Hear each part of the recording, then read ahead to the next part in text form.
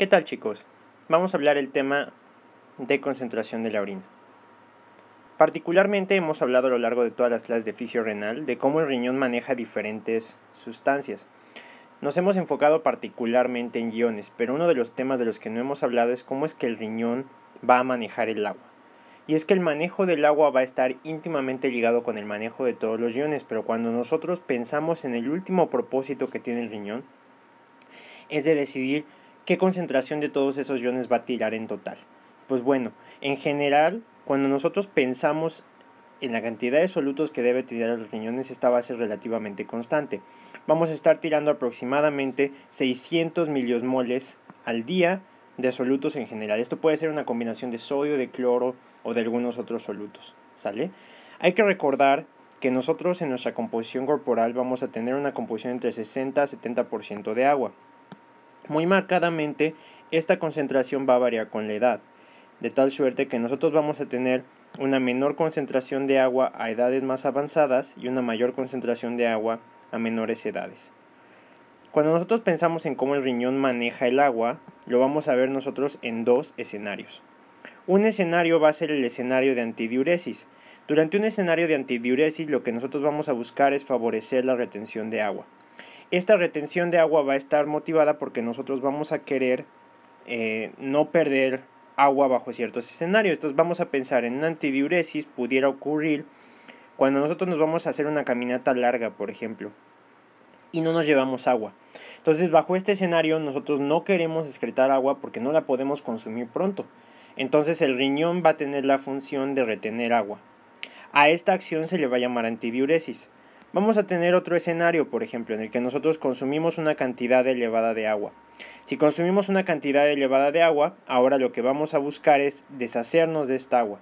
Y entonces el riñón va a pasar de un estado de retención a un estado de excreción de agua. Entonces en general el riñón va a oscilar entre un estado de antidiuresis y un estado de diuresis extrema. Para poder abordar cómo el riñón maneja esta concentración de agua, vamos a hablar del concepto de aclaramiento. El concepto de aclaramiento ya lo cubrimos para diferentes sustratos, en particular lo hemos hablado para cómo el riñón elimina diversos iones. Sin embargo, cuando hablamos de aclaramiento de agua se vuelve un poco más complicado este acercamiento. Entonces vamos a ver cómo es que nosotros en el cuerpo humano vamos a manejar los diferentes ingresos y excreciones de agua en nuestro cuerpo. Entonces nosotros vamos generalmente y en estado basal a tener un mismo ingreso que egreso de agua. Nosotros vamos a consumir agua, por ejemplo, en la cantidad de fluidos que ingerimos, en la cantidad de comida que comemos, y no vamos a tener que consumir una cantidad fija de más o menos 2 litros al día, que es lo que nos dice la publicidad. En realidad la cantidad de fluido que nosotros necesitamos consumir es de más o menos 1200 mililitros al día. Otro litro va a venir de las comidas, sobre todo si ingerimos alimentos ricos en agua, como pueden ser algunas frutas como la sandía o el melón, o algunas sopas o algunos otros alimentos que tienen un alto contenido de agua. Y lo otro es que a través del metabolismo, sobre todo a través de la respiración, se va a generar agua, ¿sale? Y esta agua también va a ser parte de la cantidad de agua que vamos a ingerir durante el día. Esto va a ser igual a más o menos 2500 mililitros. Y también vamos a excretar nosotros de diversas fuentes. La principal fuente de excreción va a ser la orina, donde vamos a excretar grosso modo 1500 mililitros de agua al día. En menor proporción a través de las heces, unos 100 mililitros al día. A través de la piel mediante el sudor, la cual contribuye como a 550 mililitros al día, pero hay que ver que esto es comparativamente muy poco y la cantidad de agua que excretamos por el sudor es comparativamente inferior cuando la comparamos con la cantidad que excretamos, por ejemplo, por orina, ¿sale? Sin embargo, este papel de excreción a través del sudor tiene un papel muy importante en la termorregulación y se va a tocar extensivamente en el bloque endocrino. Vamos a tener otra parte que se va a eliminar mediante el aire exhalado y que esto se va a combinar en parte con lo que vamos a producir en el metabolismo, sobre todo a través de la respiración. Entonces en condiciones basales nosotros vamos a excretar la misma cantidad de agua que ingerimos, ¿sale? Ahora, como nosotros no vamos a aclarar agua, porque el concepto de aclaramiento lo manejamos en función de los solutos, de lo que vamos a hablar es de una eliminación de osmolaridad. Entonces ya habíamos comentado hace un momento que el riñón necesita eliminar aproximadamente 600 miliosmoles, ya sea que excrete más o menos agua, que esté en antidiuresis o en diuresis extrema, va a necesitar excretar 600 miliosmoles de agua, ¿sale? Entonces, ¿Qué tanto va a excretar si está en antidiuresis o diuresis? Va a diferir ampliamente. Entonces, si yo elimino esos 600 miliosmoles en una antidiuresis extrema, por ejemplo, en un escenario en el que no pude tomar nada de agua y yo necesito eliminarlo, esos 600 miliosmoles yo los podría eliminar en medio litro, y entonces podría tener una producción urinaria de 0.5 litros al día.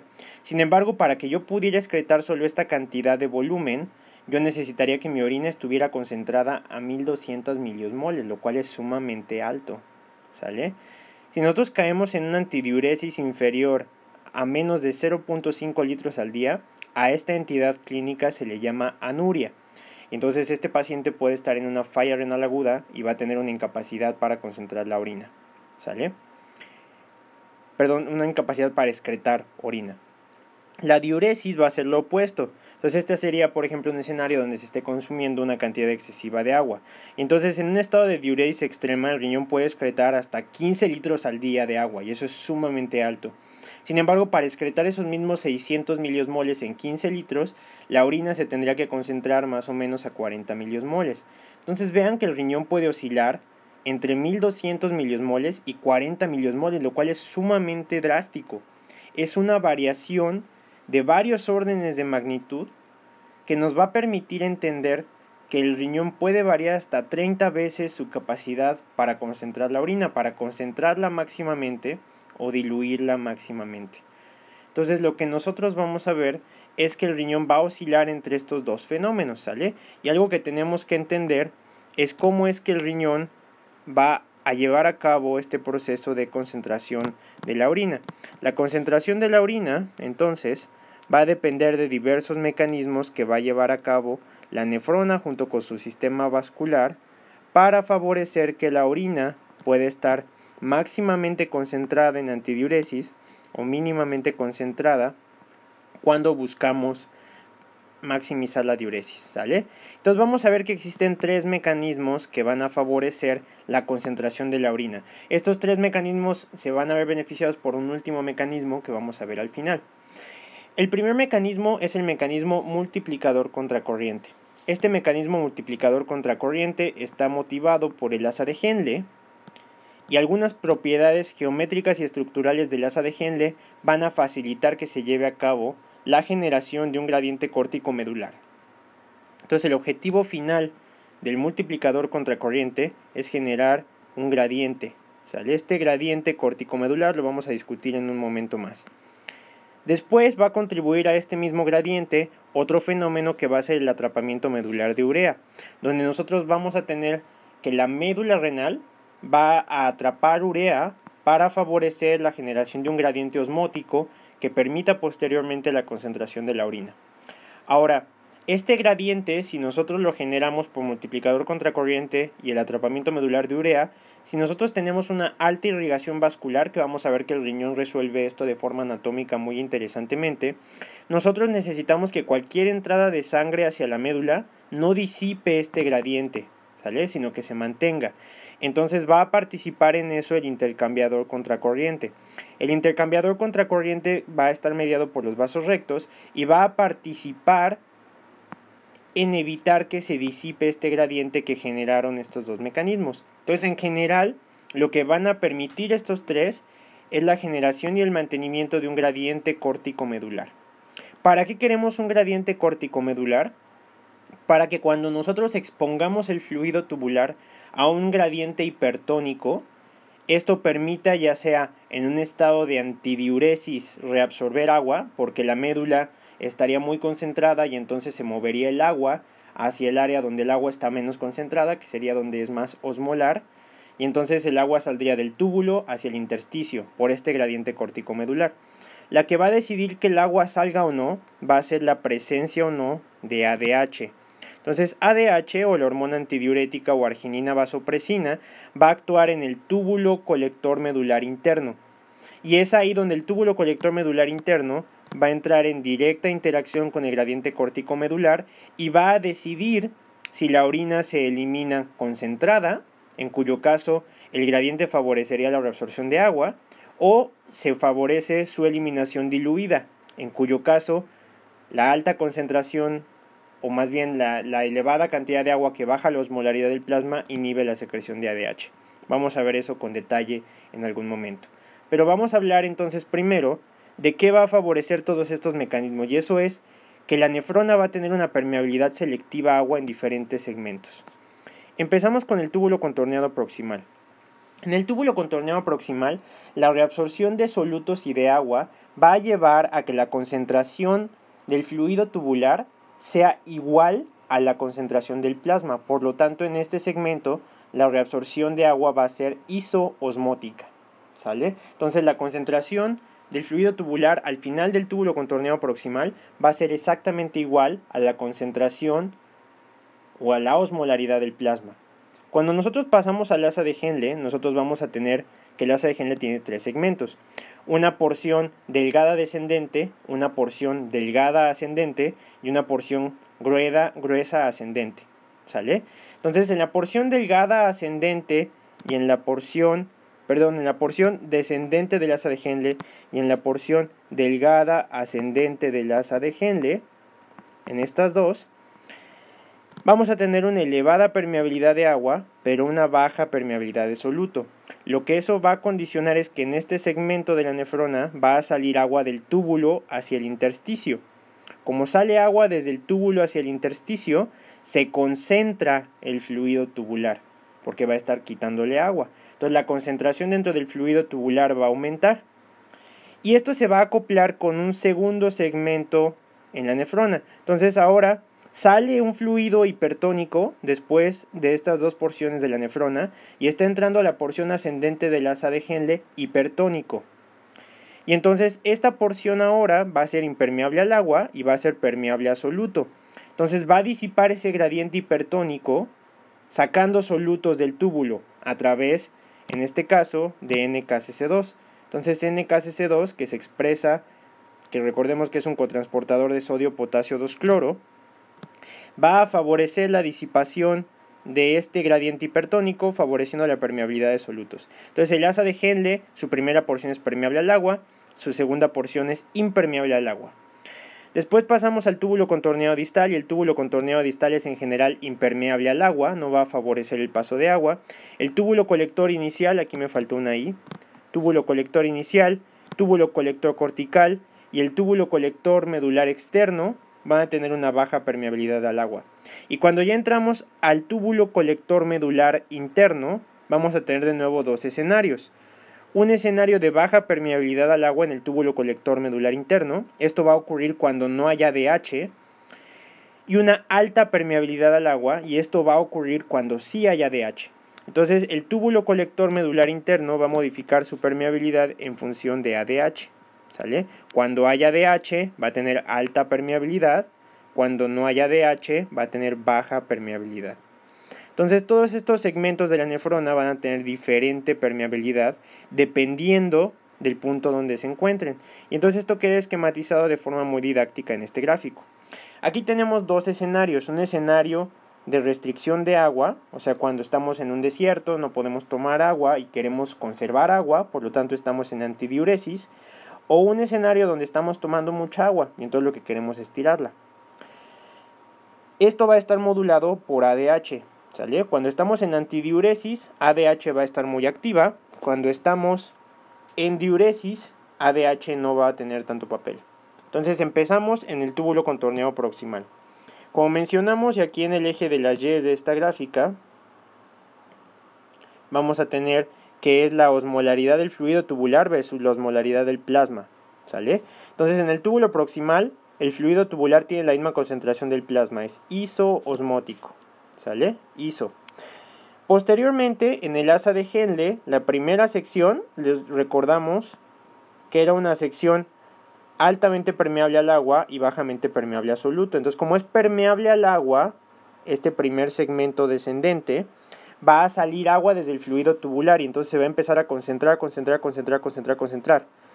Llega después a la porción gruesa ascendente y la porción gruesa ascendente es impermeable al agua pero permeable a soluto. Entonces estos solutos que se concentraron los va a empezar a sacar. Y esto va a pasar tanto en antidiuresis como en diuresis, ¿sale? Va a subir y luego va a bajar. de tal suerte que cuando sale del asa de Henle va a estar más diluida que como entró. Entonces, esta dilución va a ocasionar que el asa de Henle sea un segmento dilutor de la nefrona. Después vamos a entrar en el túbulo distal clásico, que comprende el túbulo contorneado distal, el túbulo de conexión y el túbulo cortical inicial. Y entonces, en estos segmentos vamos a tener dos escenarios. Cuando estamos en antidiuresis, puede subir un poco la concentración del fluido tubular, o si estamos en diuresis, se va a diluir más. En general, este túbulo distal clásico va a favorecer, en general, la dilución. En el túbulo colector cortical, como está en la corteza, recordemos, todavía esto es corteza, esto es médula y esto es corteza. Entonces aquí tenemos corteza y aquí tenemos médula. La corteza, si nosotros recordamos, es un segmento que va a contener todos los glomérulos. Entonces todos los glomérulos van a estar en la corteza. Entonces los glomérulos tienen irrigación vascular y van a tener una concentración similar a la del plasma. Entonces en el túbulo cortical, túbulo colector cortical, cuando nosotros estamos en antidiuresis, se va a igualar con el plasma y no se va a diluir más. ¿Sale? Y ahora el principal segmento que va a determinar si la orina se concentra o se diluye muy importantemente va a ocurrir en los túbulos colectores medulares. Túbulo colector medular interno en presencia de ADH favorece reabsorción de agua. Si jala agua desde el túbulo hacia el intersticio, la concentración en el túbulo aumenta muchísimo. Y entonces cuando llega la orina, llega máximamente concentrada. Entonces esta va a ser mucha concentración. En cambio, cuando nosotros queremos tirar agua en diuresis, lo que va a pasar es que como no hay ADH, el túbulo colector medular interno no reabsorbe agua, entonces toda el agua se queda en el túbulo y se elimina en la orina. Y entonces este es un escenario de baja concentración. ¿Sale? Entonces, la nefrona en general se vuelve más impermeable conforme vamos de proximal a distal. ¿Qué determina que la nefrona distal, en particular el túbulo colector, sea más permeable al agua? ADH. ¿Sale? ¿Cuáles son los segmentos más permeables al agua? El túbulo proximal y la porción descendente del asa de Henle. ¿Cuáles son los segmentos más impermeables al agua? El túbulo distal clásico y la porción gruesa ascendente del asa de Henle. Mientras que las últimas secciones dependen de la concentración de ADH. ¿Sale? Ahora, para que ADH pueda favorecer reabsorción de agua, necesita generarse algo que jale. Entonces, vamos a pensar, aquí voy a hacer nada más rápidamente una ilustración para recordarlo. Nosotros vamos a favorecer que si nosotros tenemos aquí una elevada concentración y aquí tenemos una baja concentración, déjenme pasarlo un poquito más para allá, una baja concentración, lo que va a determinar esta elevada baja concentración cuando está en dilución es que nosotros vamos a buscar un equilibrio, ¿sale? Entonces vamos a buscar que se equilibre, sobre todo cuando hay permeabilidad, entre una alta y baja concentración. Entonces pueden pasar dos cosas.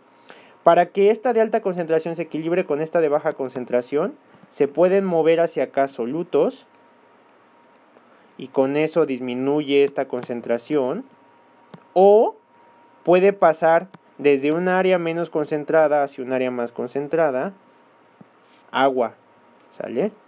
Entonces, pueden pasar dos cosas, movimiento de solutos de un área de alta a baja concentración o movimiento de agua de un área de baja a alta concentración. Entonces, eso va a determinar que se equilibre o no un punto donde sea permeable o no al agua. Entonces, para que nosotros podamos favorecer el movimiento de agua, necesitamos que se pase de una zona de baja concentración a una de alta concentración. Entonces, lo que va a hacer el riñón es generar una zona de alta concentración y esto lo va a hacer en la médula. Entonces, va a generar una zona de alta concentración córtico-medular o un gradiente córtico-medular, donde nosotros tengamos alta concentración o una médula hipertónica que jale agua de un túbulo diluido hacia una médula hipertónica. ¿Sale? Entonces, ¿cómo vamos a generar esa médula hipertónica? Lo primero es que vamos a utilizar un mecanismo que se llama multiplicador contracorriente.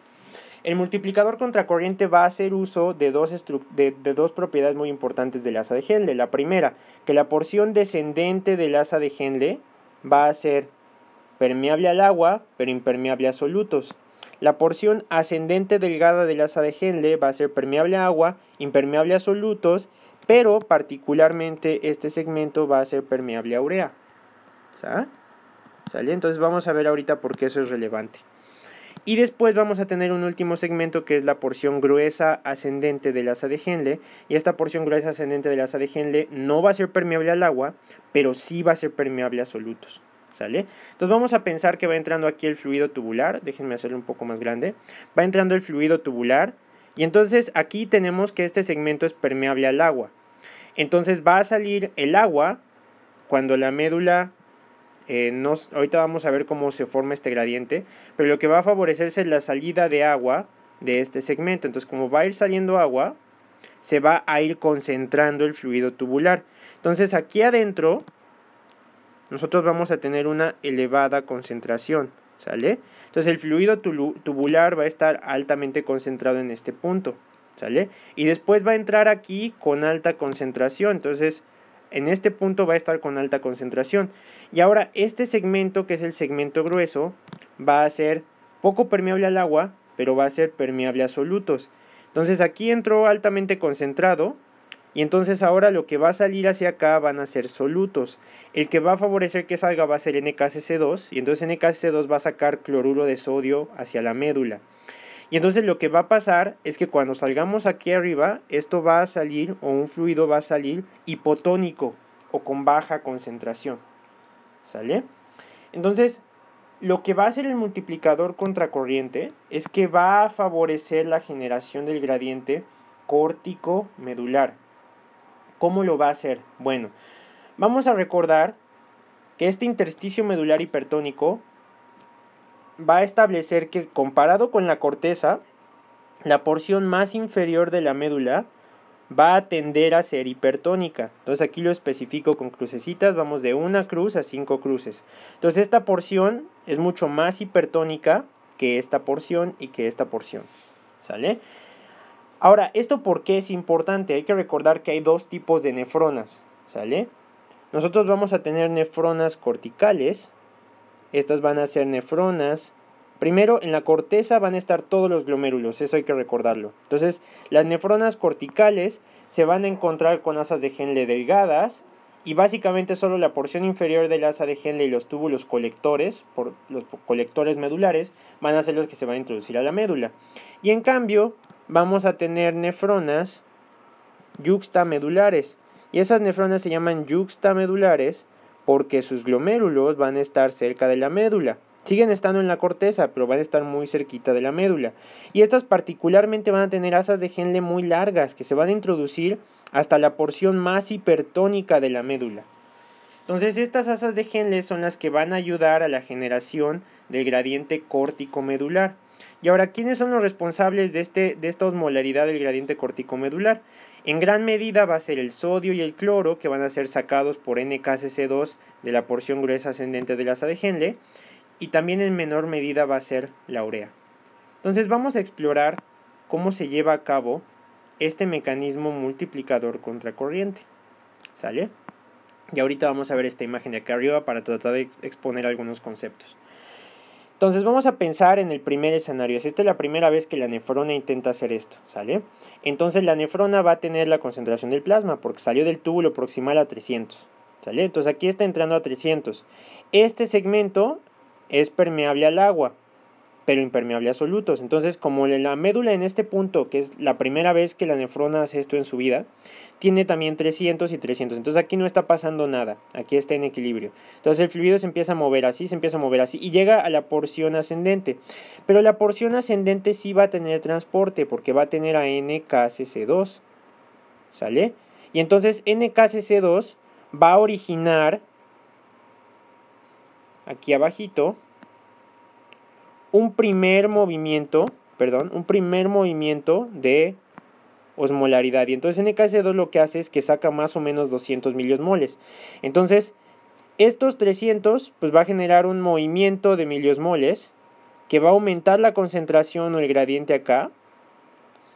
Y este gradiente que se va a aumentar se va a equilibrar de inmediato con el otro túbulo. ¿Por qué? Porque aquí vamos a tener que este segmento va a ser permeable al agua, pero impermeable a solutos. Entonces, como aquí se aumentó la osmolaridad, va de inmediato a salir agua de este túbulo hacia acá para equilibrarse, ¿sale? Entonces sale agua, se equilibra y ahora tenemos que esta porción está más concentrada y esta médula está ligeramente más concentrada.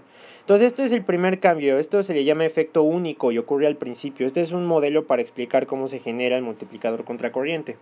Y entonces ahora se mueve el fluido tubular.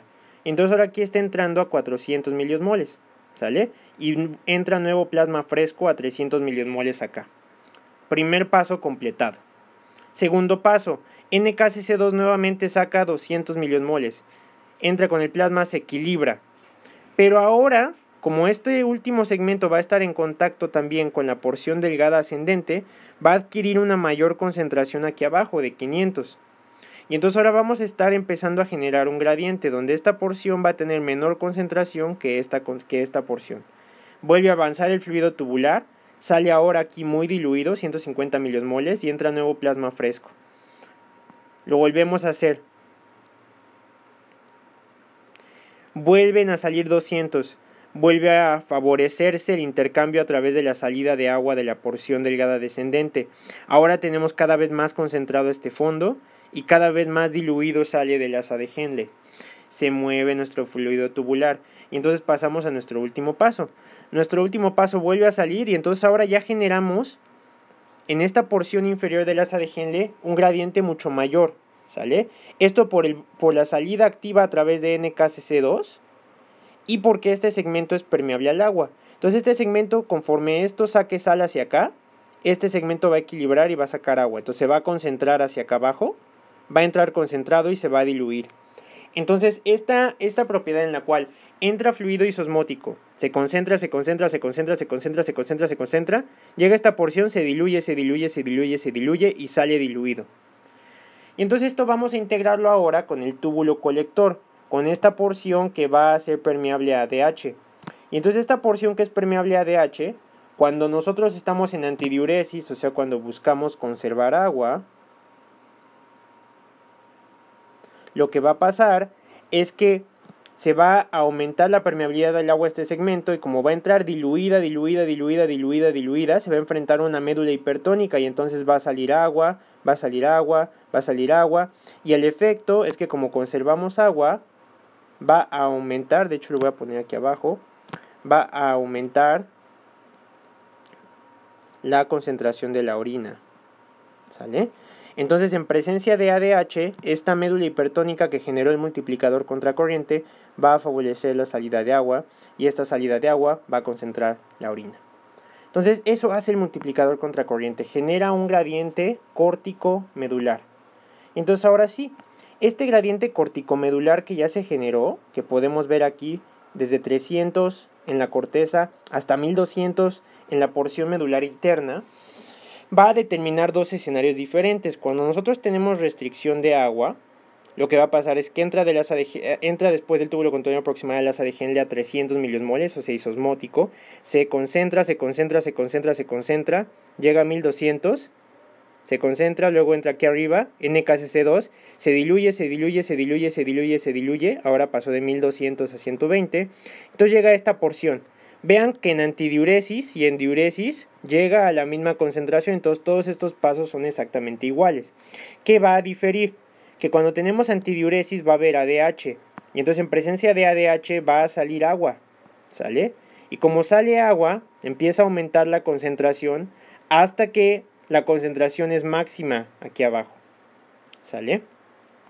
En una diuresis, por una ingesta alta de agua, de nuevo, llega hiposmótico al túbulo distal y entonces ahora ya no hay ADH y como no hay ADH no sale agua, sino va a salir y en menor proporción cloruro de sodio. Esto para diluirlo, diluirlo, diluirlo y que se orine finalmente hipoosmótica. Entonces es una orina sumamente diluida. Entonces el efecto cuando hay ADH es una elevada concentración de la orina y cuando no hay ADH el efecto es una baja concentración de la orina. Ahora vamos a ver el segundo punto, ya que acabamos de ver el multiplicador contracorriente, vamos a ver el atrapamiento medular de urea, ¿sale? Entonces ya vimos un poco de la urea, cuando hablamos de la reabsorción de urea y de glucosa a lo largo del túbulo.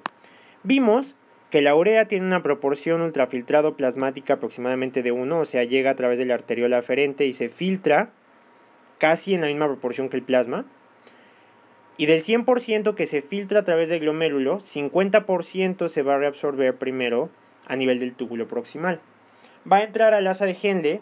Ya habíamos comentado en el asa de Henle que en particular la porción delgada ascendente del asa de Henle era permeable a urea.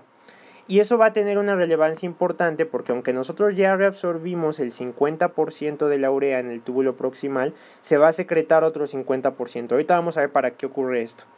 Se secreta esa urea y entonces ahora volvemos a tener el 100%. Parece paradójico porque primero se reabsorbió y luego se secretó. Ahorita vamos a ver por qué pasa eso. Luego se da de nuevo una reabsorción y del 70% que queda, que es 70% con respecto a lo que se filtró, el túbulo colector medular interno va a reabsorber 55%. ¿Por qué el túbulo colector medular interno va a reabsorberlo? Pues porque ADH va a favorecer la fosforilación de dos proteínas que transportan urea, que es UT1 y UT3. UT1 y UT3 van a aumentar la permeabilidad del túbulo colector medular interno a la urea y eso va a hacer que se reabsorba un 55%. ¿Para qué queremos que se reabsorba o que aumente la concentración de la urea? Entonces buscamos la reabsorción para que aumente la concentración de la urea en la médula. Esto va a contribuir a la generación del gradiente córtico-medular. Entonces el atrapamiento medular de urea va a aumentar la tonicidad medular y este aumento de tonicidad medular va a favorecer a la generación de nuestro gradiente córtico-medular. ¿Sale? Ahora, ¿por qué se recicla la urea? Pues bueno, lo que nosotros buscamos es que haya una concentración alta de urea en la médula. Entonces, para que haya una concentración alta de urea en la médula, nosotros vamos a tener que equilibrarlo con el asa de Henle. ¿Sale? Entonces vamos a meter nosotros urea acá para que la fuerza osmótica que saque agua en la porción descendente sea sobre todo cloruro de sodio, que es la que está bombeándose en el asa de Henle. Entonces esto va a favorecer que sea el cloruro de sodio la fuerza que esté moviendo la salida de agua, pero que al mismo tiempo, en esta porción de la nefrona, ahora tenemos un aumento en la concentración de urea. Entonces, si nosotros tenemos urea en el túbulo, y esta urea se está acercando a la salida, o sea, acá nosotros tenemos una alta concentración de urea. Si nosotros insertamos aquaporina 2 y estamos en un estado de antidiuresis, nosotros nos vamos a enfrentar con que aquí ya hay una alta concentración de urea, ¿sale? Entonces lo que se va a favorecer va a ser primariamente la salida de agua en antidiuresis y secundariamente de urea, ¿sale? Si nosotros no tuviéramos urea en el túbulo, nosotros no necesariamente vamos a favorecer la salida pasiva de agua, sino quizá en mayor medida una salida de urea. Entonces la presencia de urea juega un poco el papel que juega el potasio cuando se recicla hacia la médula, que es que haya una concentración elevada de potasio cuando queremos secretarlo, y entonces el potasio se pueda secretar. Eso pasa con la urea. Ahora queremos una alta concentración de urea para que se reabsorba agua y no tanto urea, ¿sale? Entonces la alta tonicidad medular va a favorecer la reabsorción preferencialmente de agua cuando haya ADH, y entonces eso va a ocasionar que la urea que queda aquí, que es 70%, pueda aumentar. Aquí dice que se elimina el 15%, pero en una antidiuresis extrema puede aumentar la secreción de urea, y por eso cuando se tiene antidiuresis extrema y se orina muy concentrado, la orina tiene un olor muy fuerte, porque se elimina una alta concentración de urea. Si nosotros recordamos, la urea es el producto del metabolismo de proteínas. Entonces, como la urea es el producto del metabolismo de proteínas, una dieta alta en proteínas, entonces una dieta alta en proteínas va a favorecer mejor concentración de la orina, ¿sale? Entonces también una dieta baja en proteínas va a impedir que se concentre adecuadamente. Entonces este atrapamiento y este reciclaje medular de urea va a ser crucial para mantener el mecanismo de concentración de la orina. De hecho, si nosotros vemos cómo se da los cambios en concentración a lo largo de la corteza hacia la médula, este es nuestro gradiente córtico medular, vamos a ver que todos aumentan, aumenta el sodio, aumenta el cloro, pero el que más aumenta es la urea, ¿sale? Este aumento de sodio y de cloro se da fundamentalmente a través de NKCC2. Ahora NKCC2 tiene algo importante, que es que cuando se bloquea, por ejemplo, cuando se bloquea por acción de la furosemida o los diuréticos de asa, como NKCC2 contribuye a establecer el gradiente corticomedular de sodio y de cloro, cuando se inhibe por furosemida, se va a ocasionar una entidad clínica que se llama isostenuria. La isostenuria va a ser una incapacidad de los pacientes para concentrar la orina. Entonces los pacientes que usan diuréticos de asa como la furosemida van a tener una incapacidad para concentrar la orina. Y bueno, ya para concluir los tres mecanismos que generan y mantienen el gradiente córtico-medular, vamos a hablar del intercambiador contracorriente. El intercambiador contracorriente responde a la idea de, ok, tanto trabajo que el multiplicador contracorriente y el reciclaje de urea hicieron para establecer un gradiente córtico-medular no se puede ir a la basura. Necesitamos que la irrigación vascular no disipe este gradiente. ¿Por qué disiparía el gradiente? Vamos a pensar en un vaso que irrigara la médula hacia abajo. Entonces estaría entrando sangre que tiene la osmolaridad plasmática, es un gradiente corticomedular, donde aquí está muchísimo más concentrado que acá. Y entonces, como aquí hay más concentración de solutos en la médula, lo que va a pasar es que estos solutos se van a meter hacia el vaso. Y entonces la osmolaridad plasmática va a ir aumentando y conforme vaya circulando la sangre, pues eventualmente se van a equilibrar el vaso y el intersticio, ¿sale? Y esto sería muy poco efectivo, dado que ya gastamos mucha energía en generar y establecer un gradiente corticomedular con el multiplicador contracorriente y el mantenimiento con el reciclaje de urea. Entonces, hay dos formas en que el riñón resuelve esto. La primera, cuando hablamos de irrigación,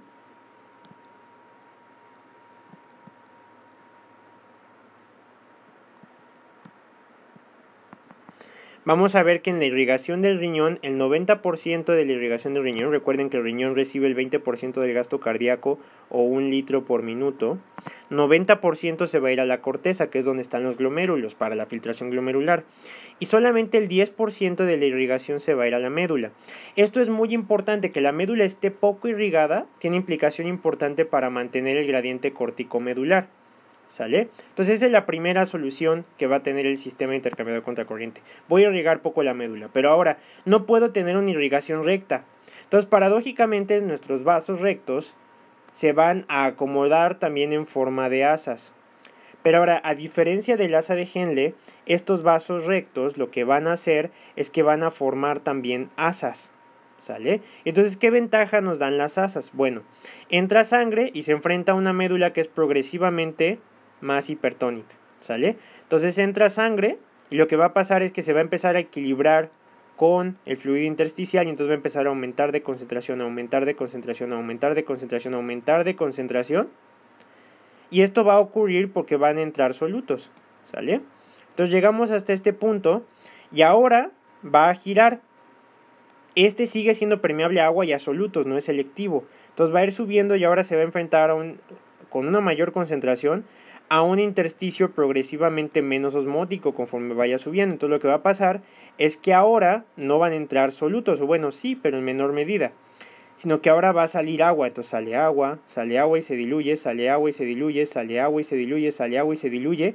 Y cuando comparamos la osmolaridad cuando entró que cuando salió, sí se lleva un poquito. Esto es porque hay que eliminar un poco del exceso de urea y un poco del exceso de cloruro de sodio del gradiente córtico-medular. Entonces este es nuestro gradiente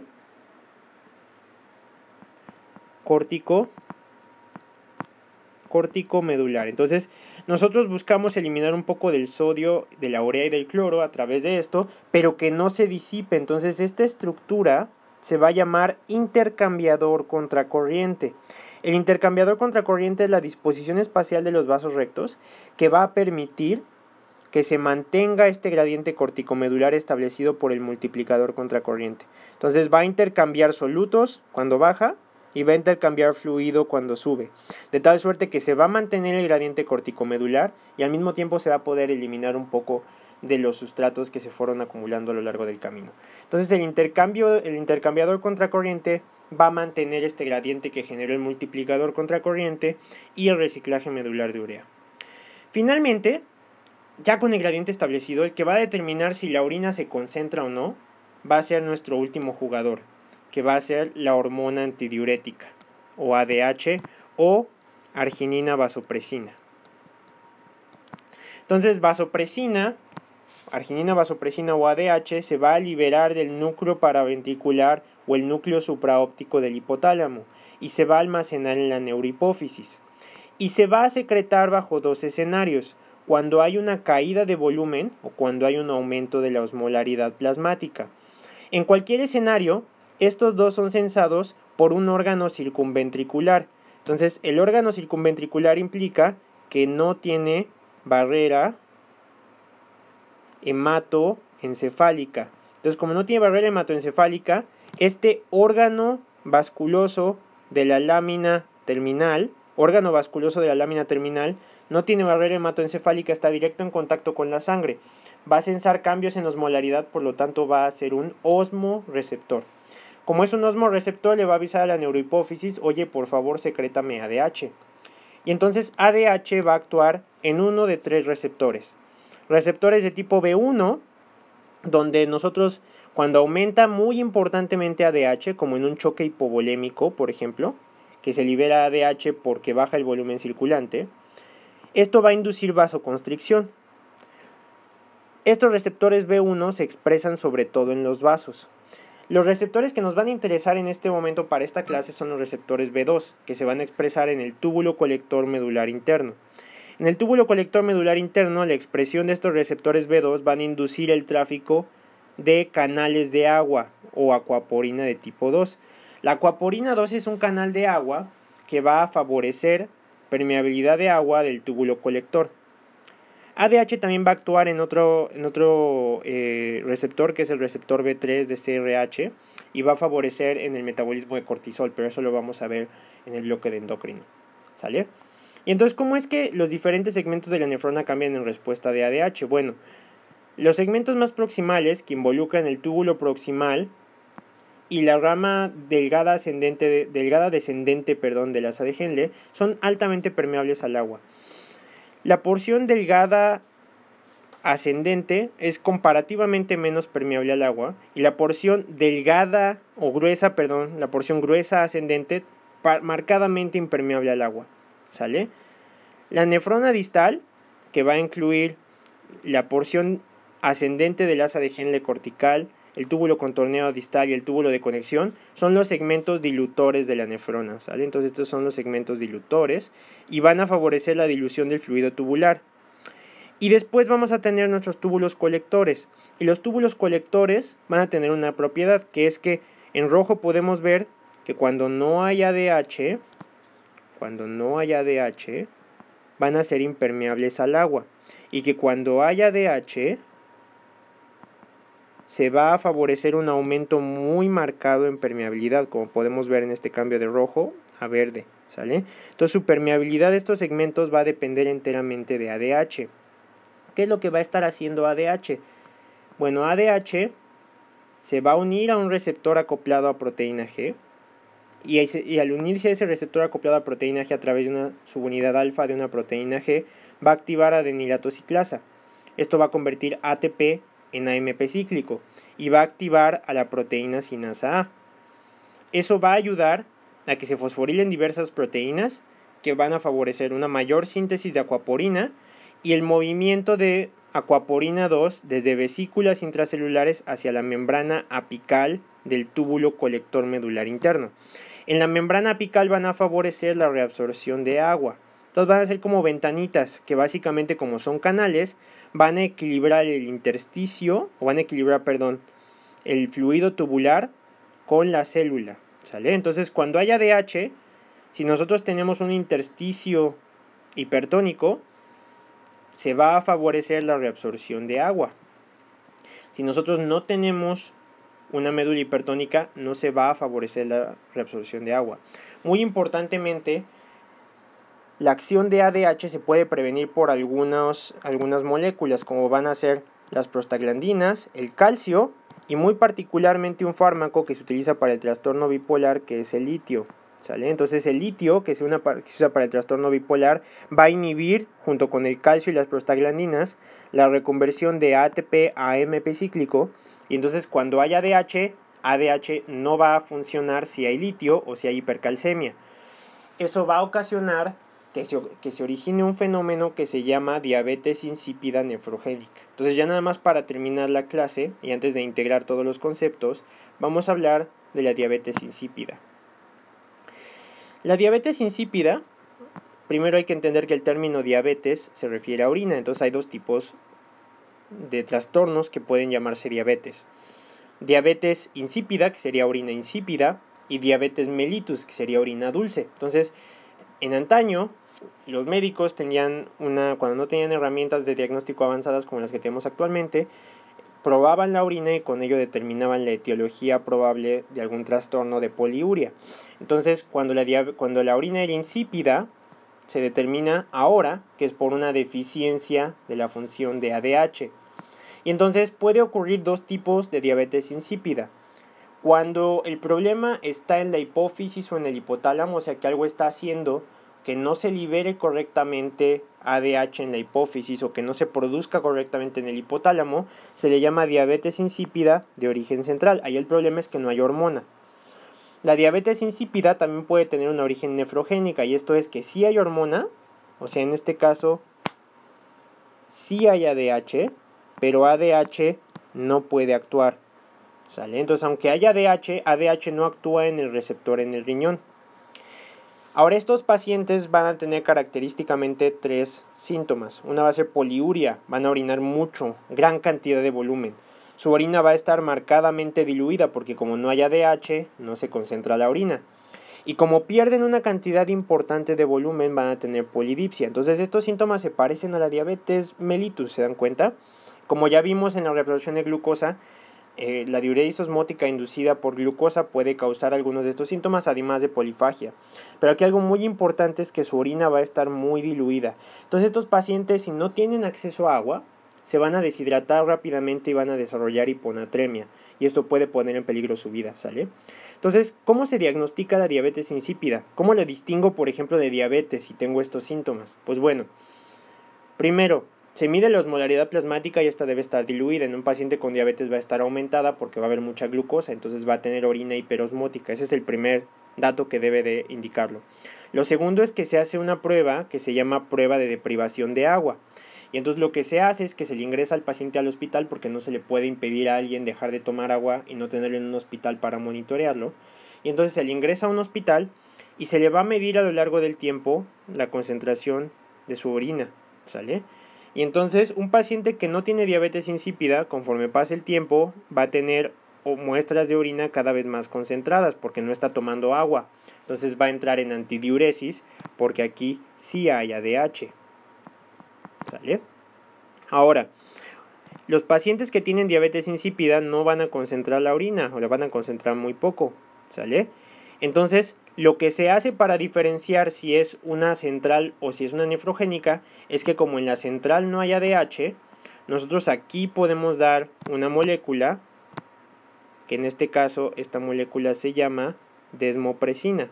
La desmopresina es una molécula sintética que es acetato de desmopresina y que es un análogo de ADH. Entonces básicamente estamos dando ADH, ¿sale? Aunque en forma de desmopresina.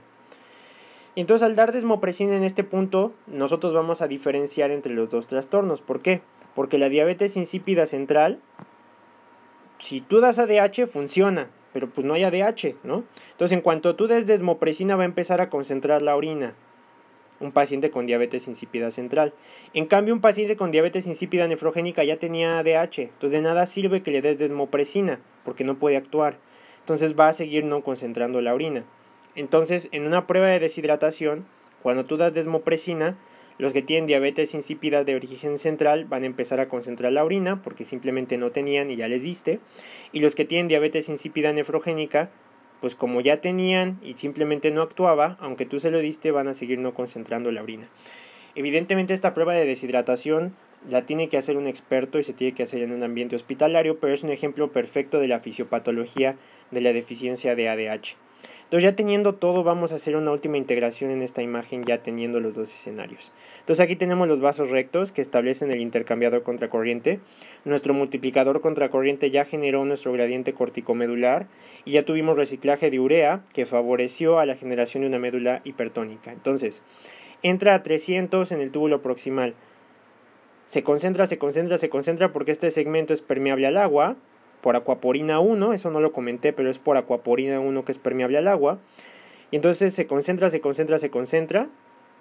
llega a una máxima concentración, se diluye y al final del túbulo contorneado distal está máximamente diluida.